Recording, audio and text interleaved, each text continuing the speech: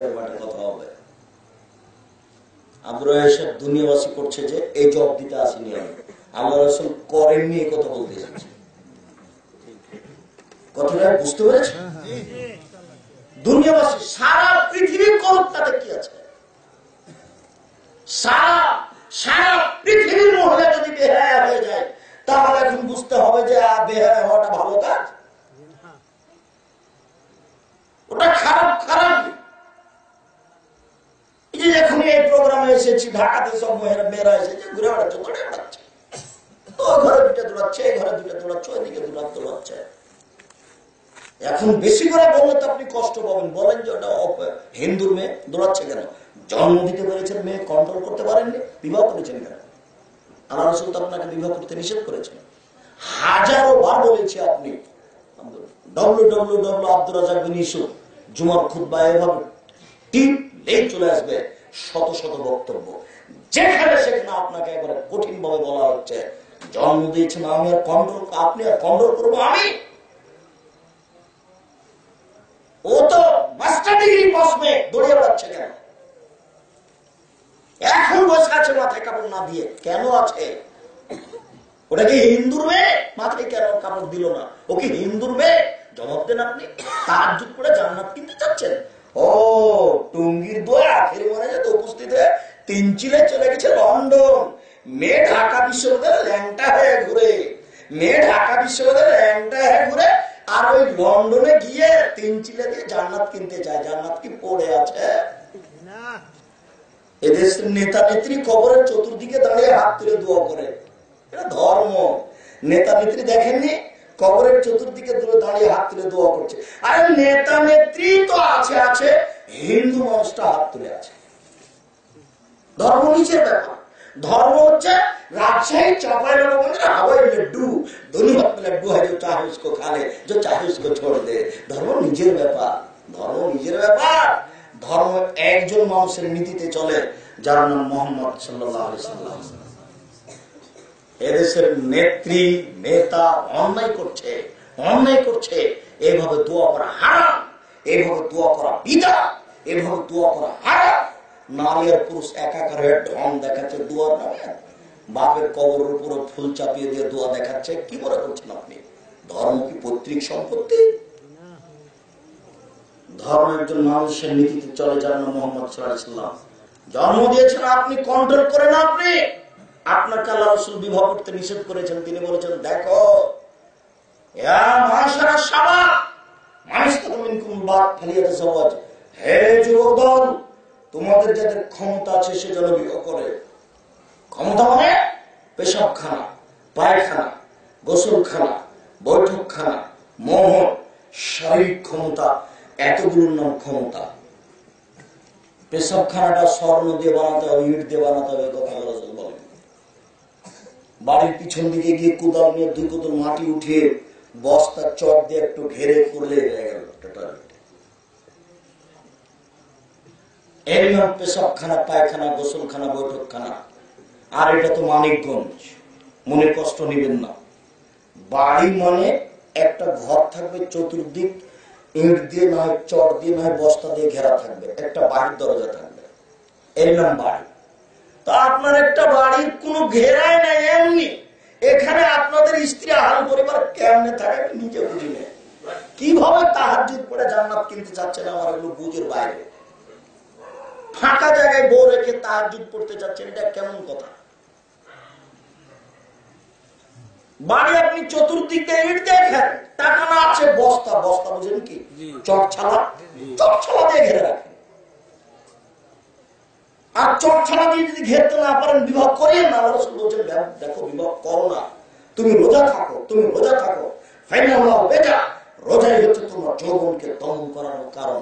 তোমার ক্ষমতা নাই, তুমি বিবাহ করো না। ক্ষমতা মানে পেশাবখানা, পায়খানা, গোসলখানা, বৈঠকখানা, মোহর, শারীরিক ক্ষমতা।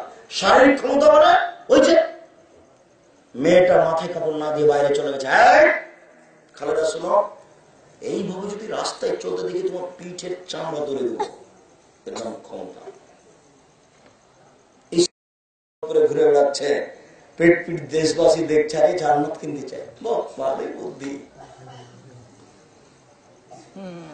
শুনুন, সালা সালায়েত খুলনা জান্নাত আবাদা, 3 শ্রেণীর মানুষ কখনো জান্নাতে যাবে না। একটু পরে আবার বলছি, 3 শ্রেণীর মানুষ কখনো জান্নাতে যাবে না।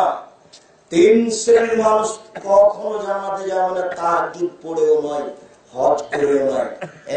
এক, মধুমেনুল খামর, নিয়মিত বিড়ি, তামাক, জর্দা, সিগারেট, গুল, নেশাদার দ্রব্য খায়, পান করে যারা, তারা জান্নাতে যাবে না।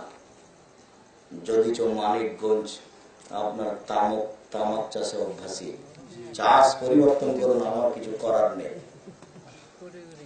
পৃথিবী অনেক বড়, পৃথিবী কত খাটো মনে করিয়েন না।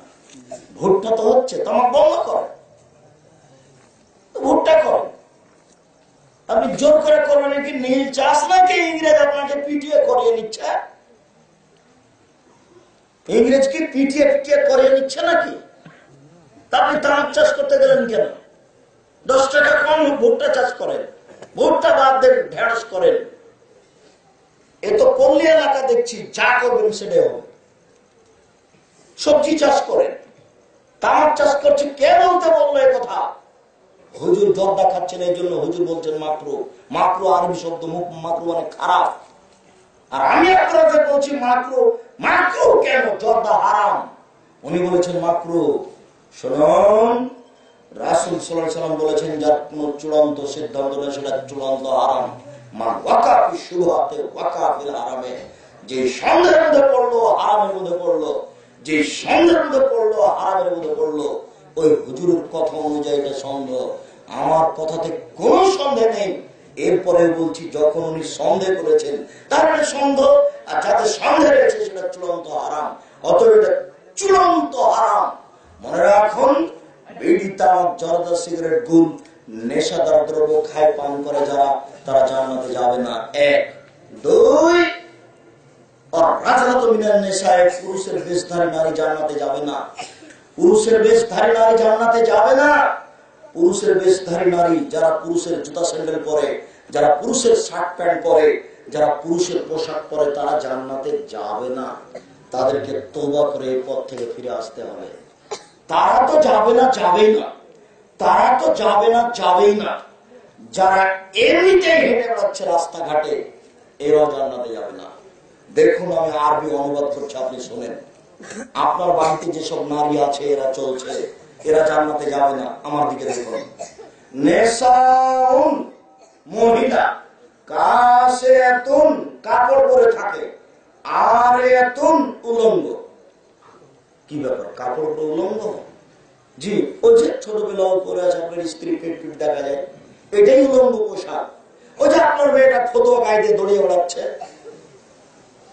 এটাই হচ্ছে উলঙ্গ পোশাক।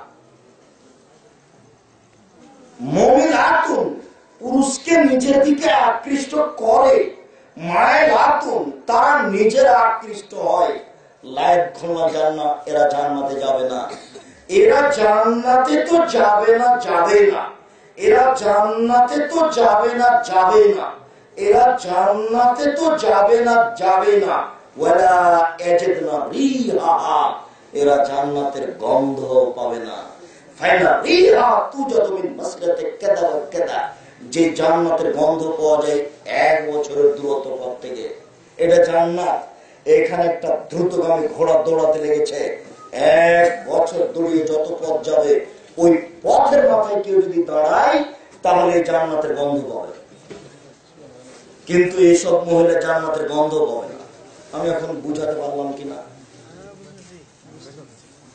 আবার একটু অনুবাদ করে দিয়ে চলে যাচ্ছি সামনের দিকে। নেশাউন, মহিলা, কাসিয়াতুন, কাপড় পরে থাকে, আরিয়াতুন, উলঙ্গ, মুমিনাতুন, পুরুষকে নিজের দিকে আকৃষ্ট করে, মায়লাতুন, নিজেরা আকৃষ্ট হয়। লায়েদ খুলনা জান্নাত, এরা জান্নাতে যাবে না। ওয়ালা ইয়াজিদনা রিহা, জান্নাতের গন্ধ পাবে না। 3, দায়ুস, ওই দায়ুস জান্নাতে যাবে না, যে তার বাড়িতে বেহায়ের সুযোগ দিয়েছে। যে না, লন্ডনে গিয়ে তাবলীগ করে জান্নাত কিনা যাবে না। মেয়ে নগ্ন পোশাকে ঘুরে, তাহাজ্জুদ পড়ে জান্নাত কিনা যাবে না মেয়ে নগ্ন পোশাকে ঘুরে। ঢাকা থেকে এসেছে মেয়ে, ঘুরে বেড়াচ্ছে, আর আপনি তাহাজ্জুদ পড়ে জান্নাত দেখাচ্ছেন। ভুল হিসাব, সিদ্ধান্ত পরিবর্তন করুন। ওই যে রাস্তাঘাটে মেয়ে হাঁটছে, এখন মাথায় দিয়ে বসে, মাথায় কাপড় না দিয়ে বসে আছে আপনার মেয়ে, ওটা অমুসলিম মেয়ে নয়। জব আপনি দিন, আমাকে দিতে হবে না। জব দেওয়ার জন্য প্রস্তুত থাকুন। রাজশাহী চাঁপাইনবাবগঞ্জে একটা কথা আছে যে হাত থেকে ঢেল ছুটে গেলে ঢেল ধরা যায় না। হাত থেকে ঢেল ছুটে গেলে ঢেল ধরা যায় না, যেমন শ্বাস বন্ধ হয়ে গেলে পাপকে ঠেকানো যাবে না, তেমন পাপ কারো বাপ নয়। শ্বাস বন্ধ হলে পাপ বিচার করেই ছাড়বে। অতএব শ্বাস বন্ধ হওয়ার পূর্বে ঠিক হয়ে যান। শ্বাস বন্ধ হওয়া বুঝেন না, মরে যাওয়ার পূর্বেই প্রস্তুতি নেন, সংশোধন হয়ে যান নিজে, বাড়ি সংশোধন করুন। সহজে জান্নাত পাওয়া যাবে, তাছাড়া সহজে জান্নাত পাওয়া যাবে না। দেখা যাবে যে আপনার তাহাজ্জুদ কোনো কাজে আসছে না মেয়ের কারণে, তাহাজ্জুদ আপনার কোনো কাজে আসছে না স্ত্রীর কারণে, স্ত্রীর কারণে আপনাকে জাহান্নামে যেতে হচ্ছে। প্রস্তুত থাকুন। মহান আল্লাহ বলেন,